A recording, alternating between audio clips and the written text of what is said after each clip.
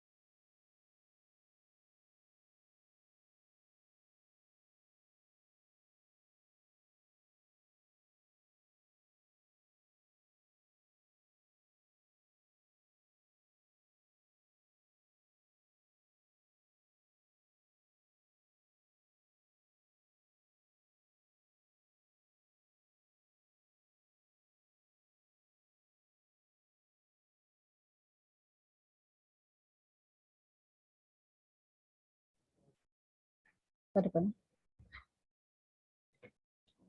नमस्कार.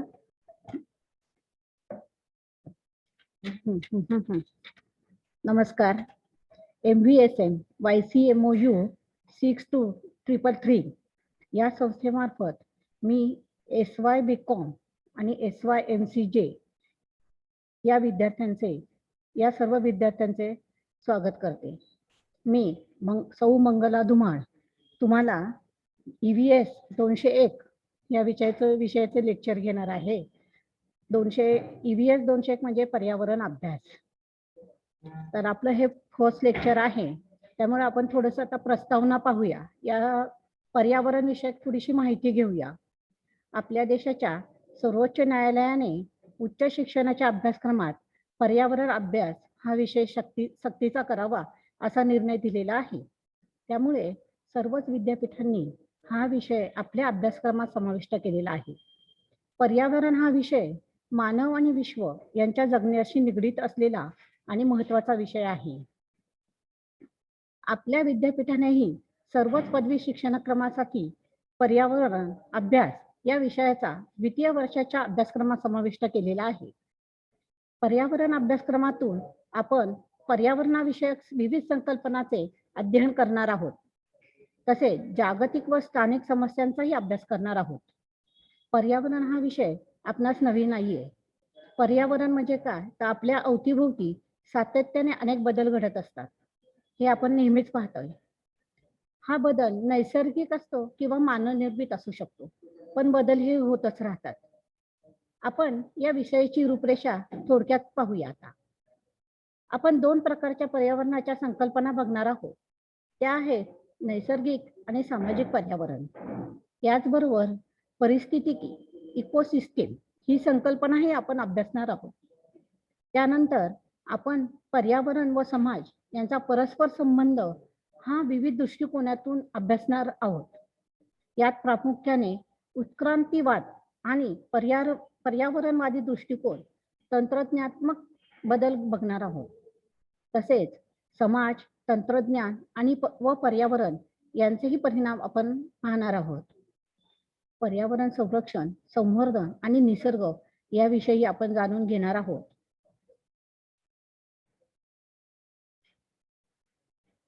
नागरी औद्योगिकरण, जल व्यवस्थापन, पाणलोट क्षेत्र व्यवस्थापनातील केस स्टडीज आणि शहरातील कचरा समस्येवरही लक्ष देणार आहोत. जंगलतोड हा एक मोठा प्रश्न आहे. हरित क्रांती, पडीक जमीन, भूगर्भ जलप्रदूषण अभ्यासणार आहोत. तर आपण थोडक्यात काय करणार आहोत, तर पर्यावरणाविषयक चळवळी आणि त्याचे आंदोलन इत्यादी अभ्यासणार आहोत. जागतिक पर्यावरणातील हितसंबंधाचे विषय कोणते, हे हितसंबंध जपण्याची काय गरज आहे त्याविषयी आपण थोडक्यात माहिती घेणार आहोत. विशेषतः ही माहिती सागर, भूमी आणि अवकाश या संदर्भाची असेल.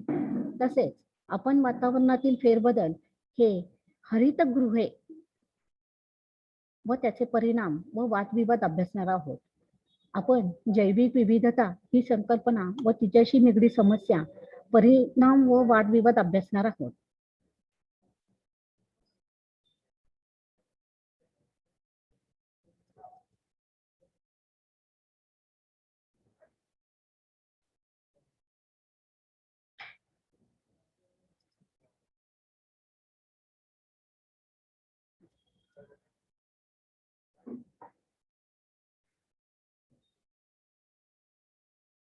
आता आपण पर्यावरणाची उद्दिष्टे काय आहेत हे थोडक्यात पाहूया.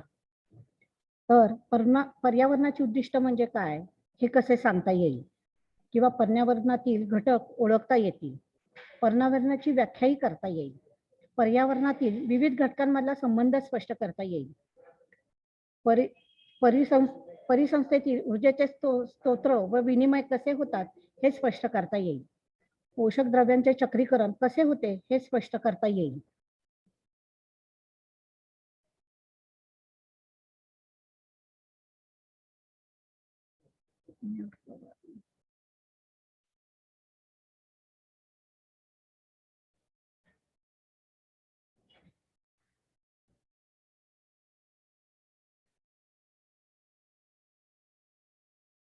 पर्यावरणातील घटक. आता हे पर्यावरणातील घटक काय आहे, कोणते आहेत याबद्दल आपण थोडक्यात माहिती घेऊया. तर संपूर्ण पृथ्वीचा विचार केला असता पृथ्वीवरील पर्यावरणातील घटकांचे प्रामुख्याने दोन भाग करता येतील. एक प्राकृतिक पर्यावरण व दुसरे सांस्कृतिक किंवा मानवनिर्मित पर्यावरण. आता पर्यावरणाचे हे दोन भाग, याच्यातही प्राकृतिक पर्यावरणामध्ये काय येतं तर निर्जीव आणि मानवनिर्मितचे काय येतं सजीव. तर निर्जीव मध्ये कुठले कुठले भाग येतात तर मृदावरण, जलावरण आणि वातावरण. आणि मानवनिर्मित त्याच्यामध्ये कोणते घटक येतात म्हणजे सजीव, म्हणजे प्राणी, वनस्पती, सूक्ष्मजीव. आता ह्याच्यापैकी आपण कुठले पाहणार आहोत घटक तर लोकसंख्या, आर्थिक, सामाजिक, राजकीय, सांस्कृतिक हे पाहणार आहोत.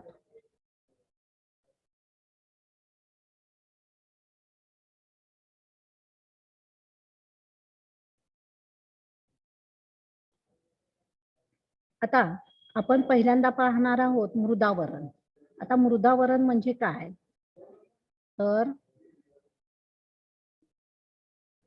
मृदावरण आता मृदावरण म्हणजे काय तर आपण निर्जीव घटकांमध्ये मृदावरण हा पहिला घटक येतो. एखाद्या प्रदेशात कोणत्या प्रकारची मृदा आढळते यावर व ती मृदा कोणत्या खडकांपासून तयार होते यावर त्याची सुपीकता ठरत असते. उदाहरणार्थ काय तर दख्खनच्या पठारावर जी काळी माती आहे त्याच्यातून आपण काय घेऊ शकतो तो ऊस, कापूस व गव्हाच्या लागवडीसाठी उपयुक्त असते. तर गंगेच्या खोऱ्यातील सुपीक गाळाची माती सर्व प्रकारच्या शेतीसाठी उपयुक्त असते.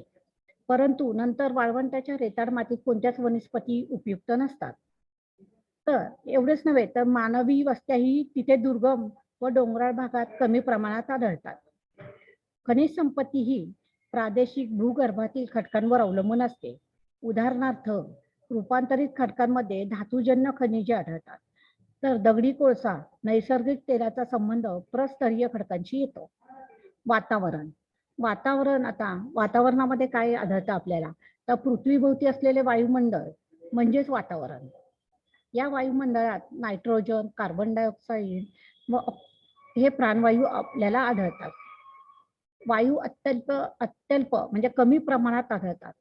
तर वातावरणातील प्रमुख घटक म्हणजे काय तर हवामान, तापमान, आर्द्रता व सूर्यप्रकाश हे प्रमुख घटक आहेत. कोणत्याही प्रदेशात हवामान हे त्या प्रदेशातील वनस्पती व प्राण्यांचे प्रकार व प्रमाण ठरवतात. समशीतोष्ण व उष्णकटिबंध प्रदेश हे सजीवांसाठी उत्तम हवामानाचे प्रदेश असतात. हवामान हे अक्षांश व उंचीप्रमाणे बदलत असते व त्यानुसार आपल्या वेगवेगळ्या सजीवांचे अस्तित्व आढळते.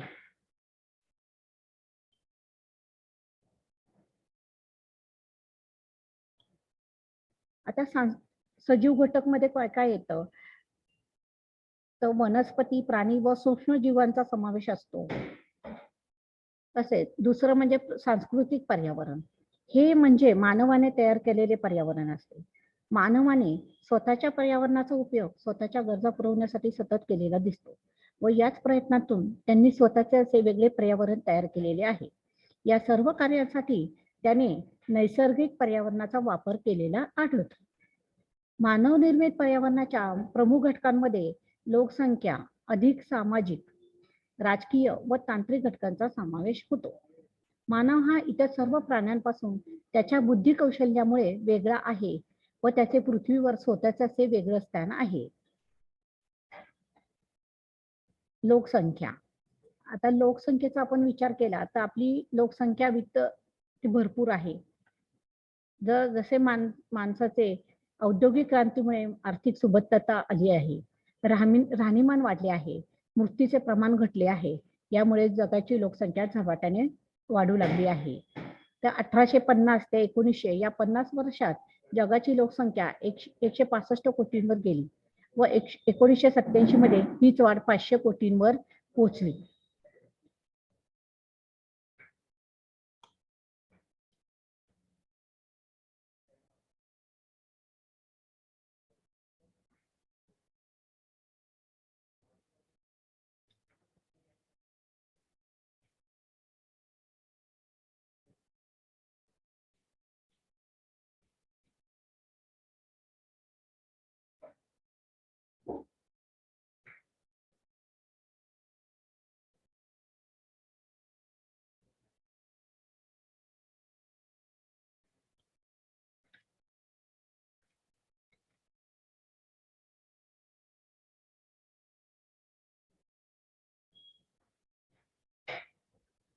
परिसंस्थेची रचना, पोषक द्रव्यांचे चक्रीकरण व ऊर्जा स्रोत याबद्दल आपण आता थोडक्यात माहिती घेऊया.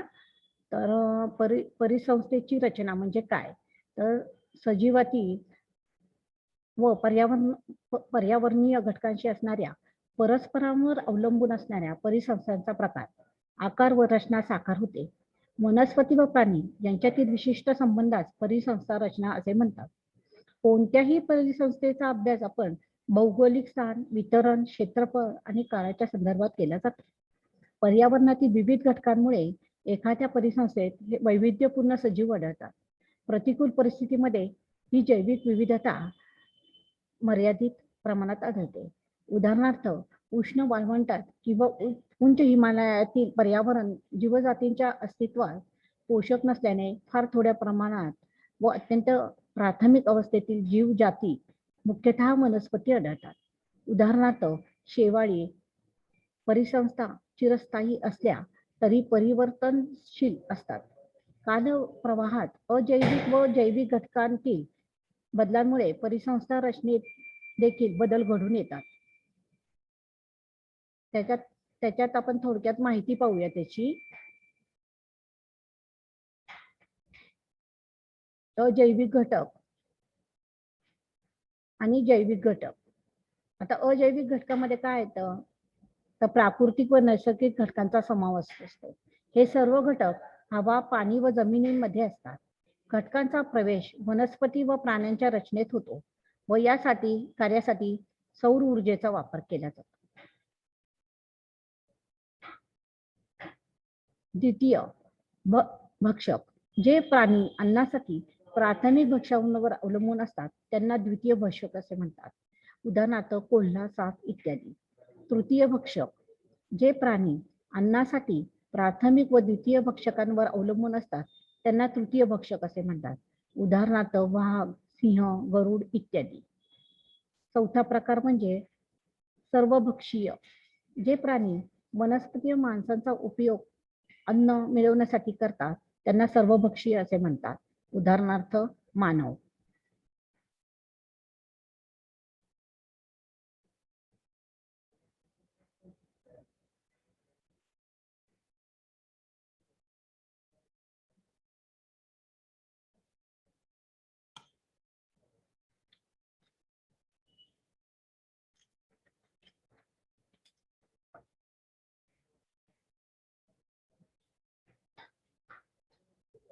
आता सांस्कृतिक पर्यावरण या शब्दाचा आपण अर्थ पाहूया.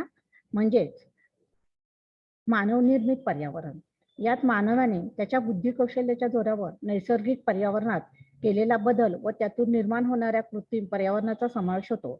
उदाहरणार्थ शहरे, औद्योगिक क्षेत्रे, धरणे, शेती इत्यादी. आता प्राण्यांचे वसतिस्थळ. तर सजीव ज्या भौगोलिक स्थळात राहतात, जीवनक्रम व्यतीत करतात, त्या स्थळाला त्या सजीवांचे वसतिस्थान असे म्हणतात. जीव संहिता. विविध जैविक समाजांचे एकत्रित व मोठ्या क्षेत्रातील सामुदायिक अस्तित्व म्हणजे जीवसंहिता. परिसंस्था. सजीव घटक व पर्यावरणातील इतर घटकांमधील क्रमबद्ध आंतरक्रियांचे वैशिष्ट्यपूर्ण संघटन. परिस्थितिक आवरण. पृथ्वीच्या ज्या विशिष्ट क्षेत्रात अथवा अधिवासात जैविक समाज रचनेचे अथवा परिसंस्थेचे कार्य चालू असते, त्यात परिस्थितिक आवरण असे म्हणतात. उत्पादक. जे सजीव सूर्यप्रकाश, पाणी व असेंद्रिय पदार्थांपासून स्वतः अन्न तयार करतात, त्यांना उत्पादक असे म्हणतात. हे स्वतःचे अन्न स्वतःच तयार करत असल्याने त्यांना स्वयंपोषी असे म्हणतात. भक्षक. जे प्राणी अन्नासाठी दुसऱ्यांवर अवलंबून असतात म्हणून त्यांना भक्षक किंवा परपोषी असेही म्हणतात. मांसभक्षक. जे प्राणी अन्न मिळवण्यासाठी दुसऱ्या प्राण्यांचे भक्षण करतात, त्यांना मांसभक्षक असे म्हणतात.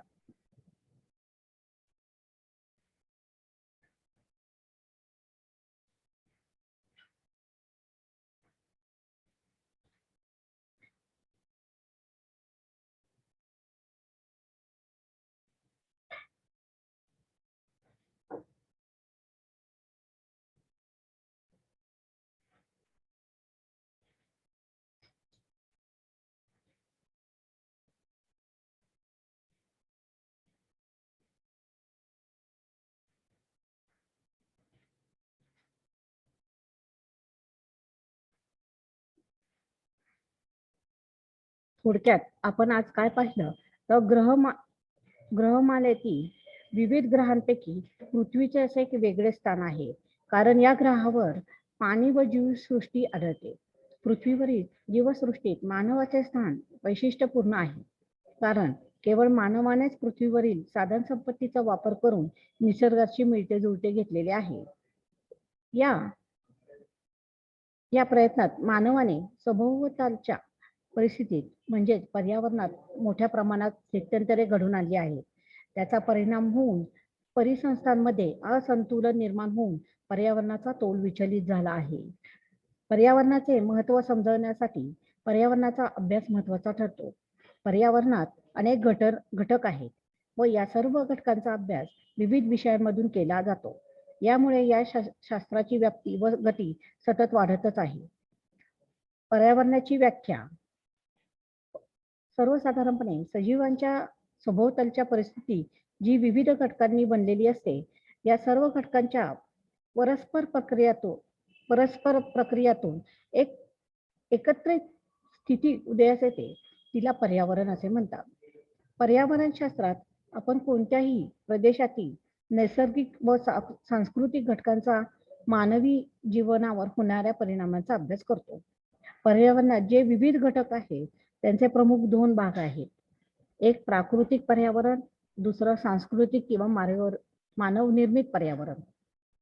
तर ह्याचा अभ्यास आपण केलेला आहेच, सर्व सांगितलेलं आहे. तर आता परत थोडक्यात आपण पाहूया की परिसंस्था, पोषक द्रव्यांचे चक्रीकरण व ऊर्जा स्रोत याचाही आपण अभ्यास केलेला आहे.